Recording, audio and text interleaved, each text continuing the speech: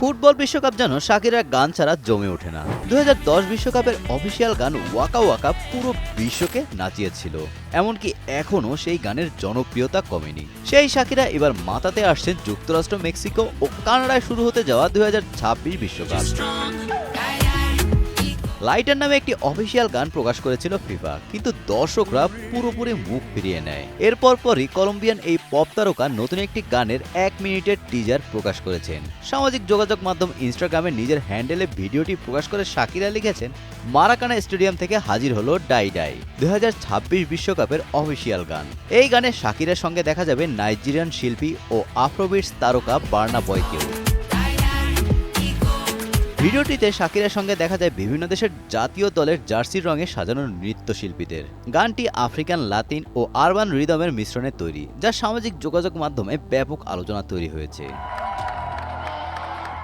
গানটির কোরাসে বারবার শোনা যায় ডাই ডাই উই গো, দালে আলে লেটস গো।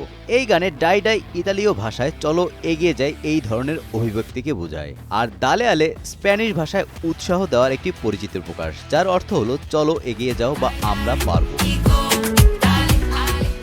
2010 বিশ্বকাপের ওয়াকা ওয়াকার আগে 2006 বিশ্বকাপ ফাইনালে শাকিরা পারফর্ম করেছিল হিপস ডোন্ট লাই গানে, আর 2014 ব্রাজিল বিশ্বকাপের জন্য লা লা লা গানটি গান তিনি। যদিও সেটি অফিসিয়াল না হলেও দর্শকরা দ্রুত গ্রহণ করেছিল। সেই ধারাবাহিকতায় এবার যুক্তরাষ্ট্র, মেক্সিকো ও কানাডায় আয়োজিত বিশ্বকাপে থাকছে শাকিরার উপস্থিতি।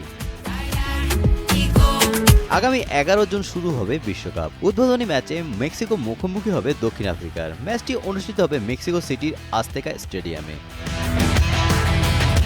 Golam Rabbani, Times today.